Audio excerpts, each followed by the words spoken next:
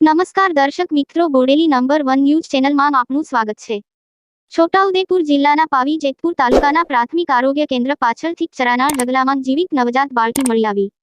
પાવી જેતપુર તાલુકાના કલારાણી ગામે પ્રાથમિક આરોગ્ય કેન્દ્રની પાછળ કોઈ નિર્દય જનેતાએ બાળકીને ત્યજી મોતને હવાલે કરી હતી, પરંતુ જાખો રાખે સાનિયા માર શકે ના કોઈ જેવો કિસ્સો।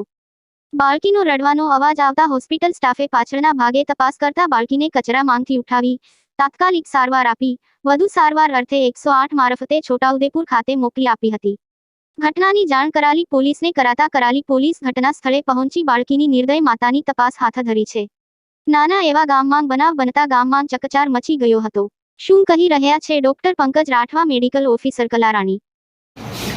હું ડૉક્ટર પંકજ રાઠવા પ્રાથમિક આરોગ્ય કેન્દ્ર કલારાણી ખાતે મેડિકલ ઓફિસર તરીકે ફરજ બજાવું છું। અત્યારે પ્રાથમિક આરોગ્ય કેન્દ્રની નવી બિલ્ડિંગનું કામગીરી શરૂ હોવાથી પેટા આરોગ્ય કેન્દ્ર કલારાણી ખાતે બધી કામગીરી અત્યારે ચાલુ છે।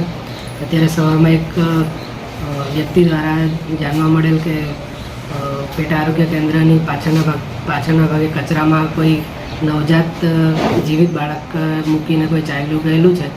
તો ખબર મળતા અમે તપાસ કરી અને બાળકને જે પ્રાથમિક સારવાર આપવાની થાય એ આપી અને પોલીસને જાણ કરેલ હતી। ત્યારબાદ બાળકને આગળ વધુ સારવાર માટે છોટાઉદેપુર ડિસ્ટ્રિક્ટ હોસ્પિટલમાં રિફર કરેલ છે અને આગળની તપાસ પોલીસ અત્યારે કરી રહી છે।